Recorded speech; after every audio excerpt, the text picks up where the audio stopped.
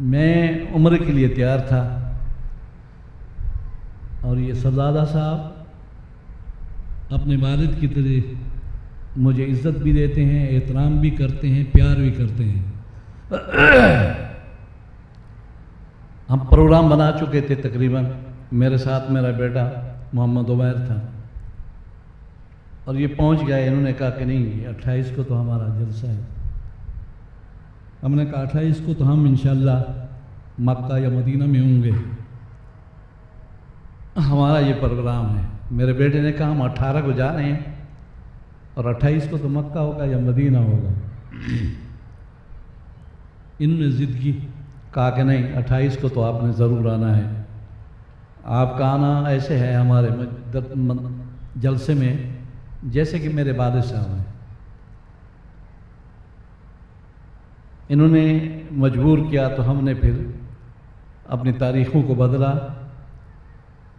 اور جلسے میں شرکت کے لیے، جیسے وہ اعتراف بھی کر رہے تھے، کل کراچی پہنچے اور آج ان کے جلسے کی زینت بن رہے ہیں۔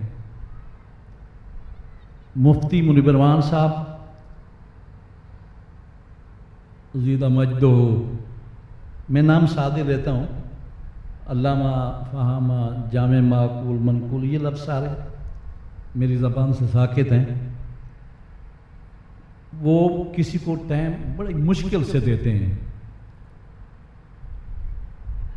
تو مجھے انہوں نے یہ فرمایا صاحبزادہ صاحب نے کہ آپ ان سے بھی ٹائم دلوا دیں۔ مفتی منیب الرحمان صاحب نے میرے بیٹے کی شادی میں بھی کہا تھا کہ ہم پرانے علماء جو چند رہ گئے ہیں، باقی تو زیر زمین چلے گئے ہیں، ہم ایک دوسرے کا لحاظ کرتے ہیں۔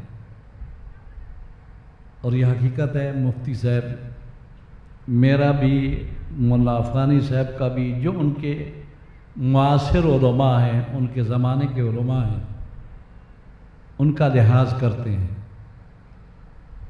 میں نے انہیں فون کیا اور پھر صاحبزادہ صاحب کو بھیجا۔ الحمدللہ انہوں نے آج کے اس جلسے کے لیے مفتی صاحب نے ٹائم دے دیا۔ انہوں نے بہترین تقریر فرمائی، بہت اچھا معلوماتی تقریر تھی، جدید و قدیم سب کے لیے۔ میں ان علماء سے درخواست کرتا ہوں جو یہاں سے فارغ ہو رہے ہیں کہ آپ فارغ ہونے کے بعد تصوف کی کتابوں کا مطالعہ کریں۔ علم دو قسم ہے، علم شریعت اور علم طریقت، ان میں فرق نہیں ہے، صرف حال اور ملکہ کا فرق ہے۔ لیکن طریقت کا علم اور اس پر عمل کرنا امام غزالی کے نزدیک یہ فرض عین ہے۔ یہ شریعت کا علم جو آپ نے پڑھا، کتابیں پڑھی، یہ فرض کفایہ ہے۔ اس میں چند علماء اگر عالم بن جائیں، فتویٰ دینے والے بن جائیں، لوگوں کی ضرورت پوری ہو تو کافی ہے۔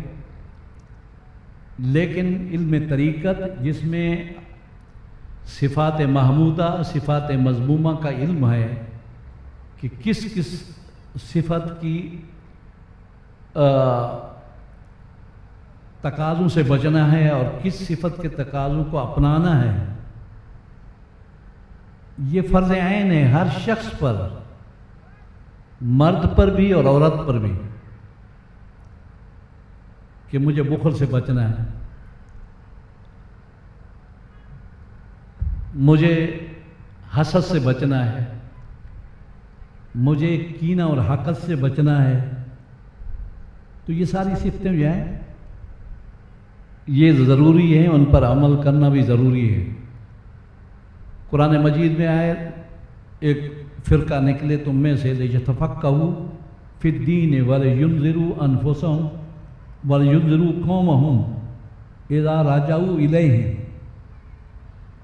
اللہ تعالیٰ فرماتا ہے کہ تم لوگوں سے ایک فرقہ ایسا ہونا چاہیے جو دین کی فقہ حاصل کرے اور پھر واپس جائے اپنی قوم کے پاس تو ان کو ڈرائے، انہیں اللہ کے عذاب سے خوف آنے لگے۔ امام غزالی کہتے ہیں جو شخص کتاب النکاح پڑھا، جس نے کتاب الطلاق پڑھی، جس نے کتاب البیع پڑھی، جس نے کتاب الاجارہ پڑھا، آپ اللہ کو حاضر ناظر کر کے بتائیں کہ وہ کسی کو کیا ڈرائیں گے، کیا خوف پیدا کریں گے؟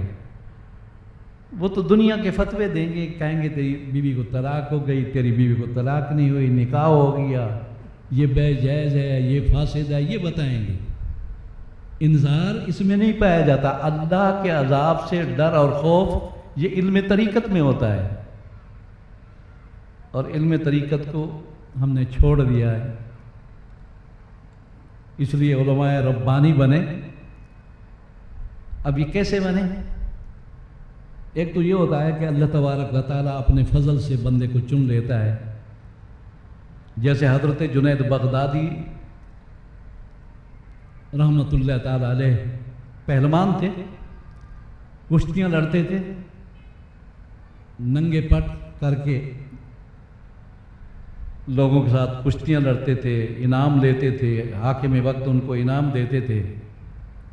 تو ایک کشتی میں جب اعلان ہوا تو ان کے مقابل ایک نحیف سا سید اس نے لڑنے کا اعلان کر دیا کہ جنید بغدادی پہلوان ہے، صرف بغداد میں نہیں بلکہ اطراف میں بھی ان کا کوئی مقابل نہیں ہے۔ اس نحیف سید نے کہا کہ میں ان کے ساتھ کشتی لڑوں گا۔ اب جب میدان میں آئے تو اس سید نے کہا کہ میں پہلوان نہیں ہوں، میں کمزور انسان ہوں، لیکن میں سید ہوں اور غریب سید ہوں۔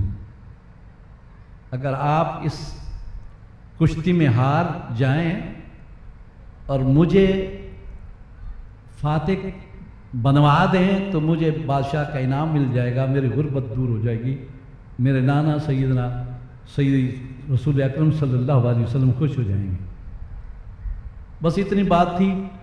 اللہ تعالیٰ کا فضل جب آتا ہے تو رحمت خدا بہانہ جو ید تو حضرت جنید بغدادی ایک دو دوڑ لگاتے ہوئے نیچے گر گئے، وہ سید اوپر ہو گیا، اس کو لوگوں نے اٹھا لیا، بادشاہ نے انعام دیا۔ رات کو سوئے تو حضور اکرم صلی اللہ علیہ وسلم کی زیارت ہو گئی۔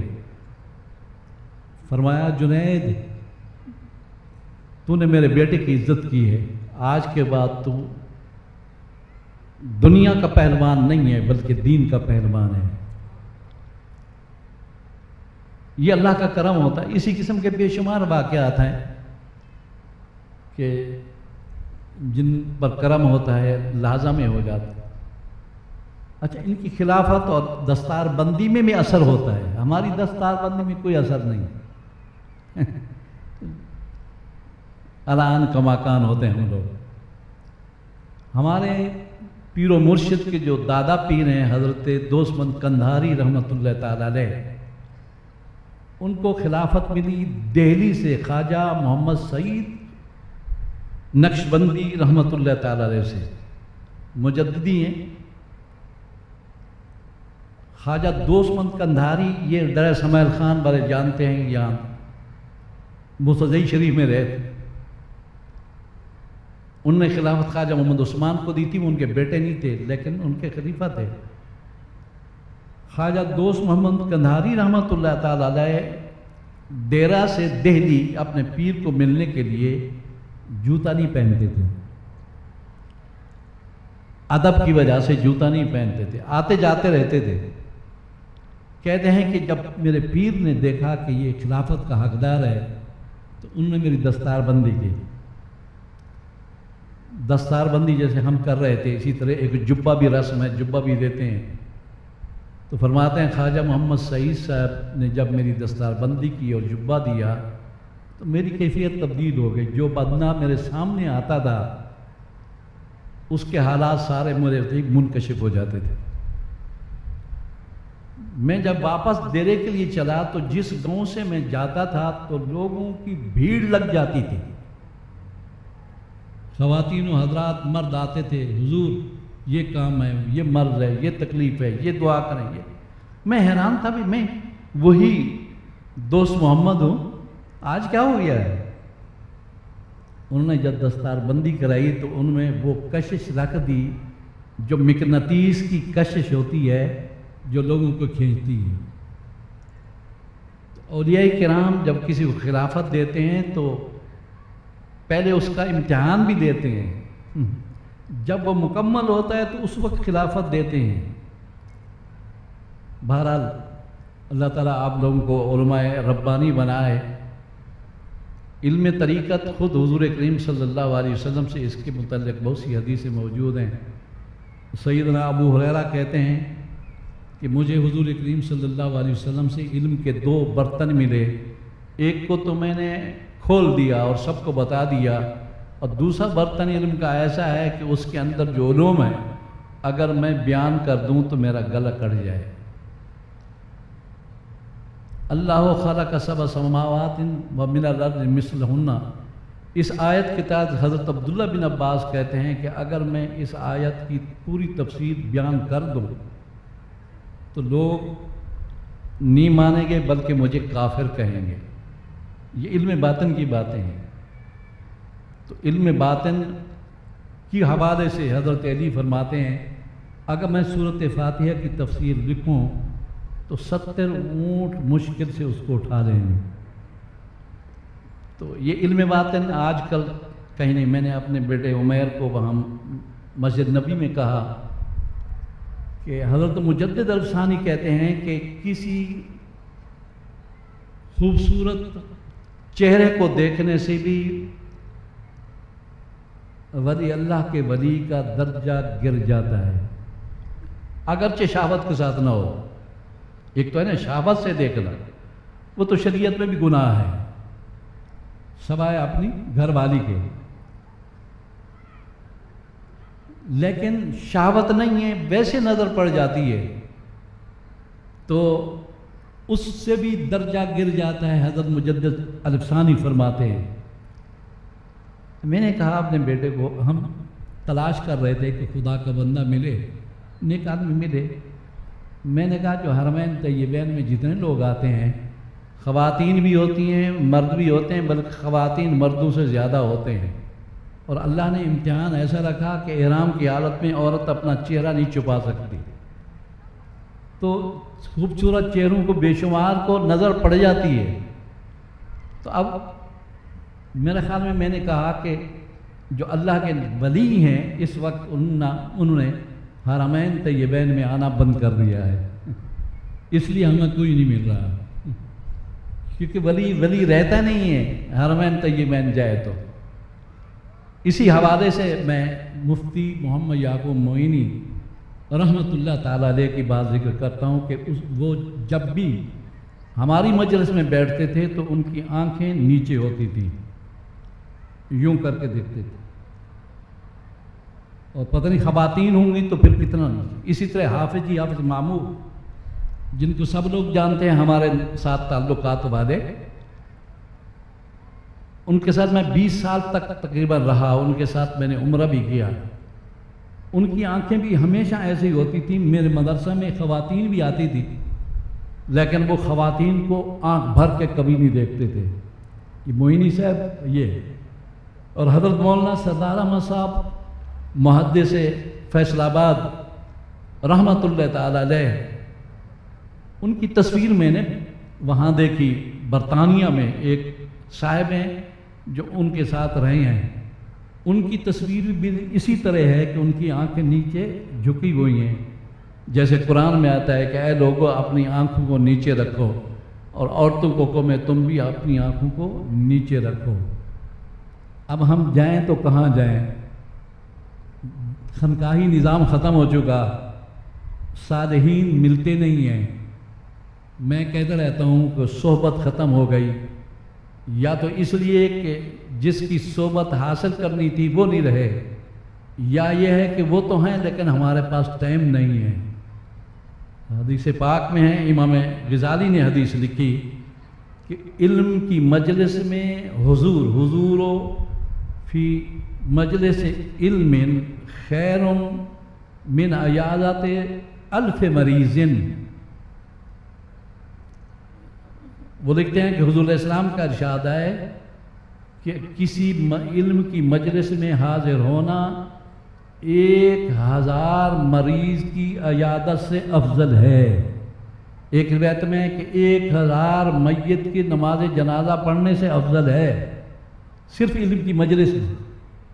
اور وہ کہتے ہیں کہ پھر تفسیر علم کیا ہے؟ وہ علم باطن ہے، وہ علم ظاہری نہیں ہے، وہ علم وہ ہے جو پیر میر علی شاہ صاحب کے پاس تھا رحمۃ اللہ تعالی علیہ، وہ علم وہ ہے جو خواجہ غلام حسن رحمۃ اللہ تعالی علیہ کے پاس تھا۔ ان کی مجلس میں بیٹھنے سے پتہ نہیں کتنے درجات اللہ تعالیٰ عطا فرماتا تھا۔ تو میں جب مفتی صاحب میرے ساتھ رہے، پڑھتے بھی ہم سے رہے، شادی بھی ہم نے کی کہ مطلب یہ کوشش ہم نے کی۔ صاحب معینی صاحب کو سب معلومات ہیں، ہمارے ساتھ بہت مخلص تھے۔ اچانک مجھے دل کا عارضہ ہوا، مجھے آپریشن کرانا پڑا۔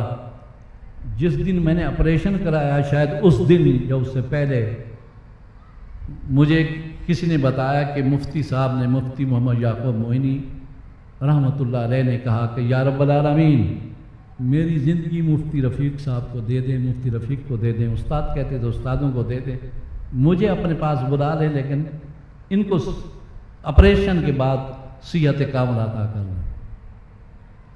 انہوں نے یہ کہا اور پھر اس کے بعد شہید ہو گئے، اور میں ابھی 70 سال سے بھی اوپر ہوں اور زندہ ہوں۔ اور مجھے صوفی لوگ کہتے ہیں، جو اس وقت صوفی ہیں، کہتے ہیں آپ مزید 10 سال زندہ رہیں گے۔ میں شوگر کا مریض ہوں، بلڈ پریشر کا مریض ہوں، ابھی بھی بلڈ پریشر میرا تیز ہے، کئی بیماریاں مجھے لگی ہوئی ہیں، لیکن پتہ نہیں ان کی دعا اپنے حق میں تو قبول ہو گئی، میرے حق میں بھی قبول ہے تو اتنی زندگی ملے گی، لیکن صحت بھی ہو تب ہے، صحت ہو تو لمبی عمر بھی حضور فرماتے ہیں بہت اچھی ہے، اگر صحت نہ ہو اور عبادات بھی نہ ہو سکیں تو لمبی عمر صحیح نہیں ہے۔ مفتی محمد یعقوب معینی رحمۃ اللہ تعالی علیہ کی روحانیت کا زندگی میں تو پتہ نہیں ہوتا، جو فوت ہو جاتے ہیں اس کے بعد پتہ ہوتا ہے۔ یہ رونقیں ان کے صاحبزادے کا، ان کے کام کو جاری رکھنا بلکہ اس کو بڑھا دینا، اور آج 40 کے قریب علماء کا فارغ ہونا، یہ سارا ان کی روحانیت کا اثر ہے۔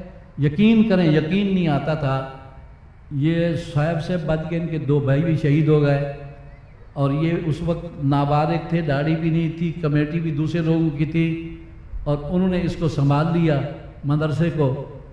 تو جو ہم دیکھ رہے تھے وہ یہ تھا، جو کمیٹی سنبھالتی ہے وہ صاحب حق کو پھر حق نہیں دیتی، وہ جو فوت ہونے والا شخص ہے اس کے صاحبزادوں کو واپس نہیں آنے دیتی۔ میرے علم میں بہت سے مدارس ہیں جو ایسا ہوا، ان میں کراچی میں موجود ہیں ایسے مدارس، لیکن الحمدللہ جب یہ صاحب استعداد ہوئے، کچھ پڑھ لیا، اس کمیٹی نے ان کو امانت سپرد کر دی۔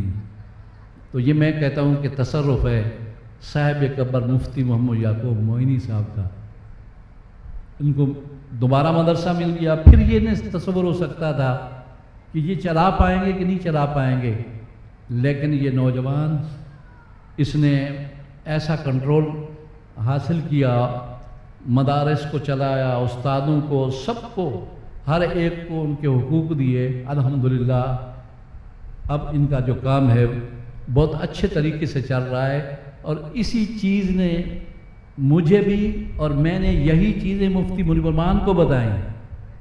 مفتی منیب الرحمان صاحب کا ایک ساتھی ہے جو ان کے وہاں مدرسے میں بندہ بھی نہیں ہے، صرف ڈرامہ ہے، تو مفتی منیب الرحمان صاحب کو جب وہ دعوت کرتے ہیں تو وہ کہتے ہیں یار میرا دل نہیں کرتا، ساتھی تو ہے، میرا دل نہیں کرتا اس کے مدرسے میں جائیں، اس لیے کہ مدرسہ ہے ہی نہیں، وہاں تک طالب علم نہیں ہے۔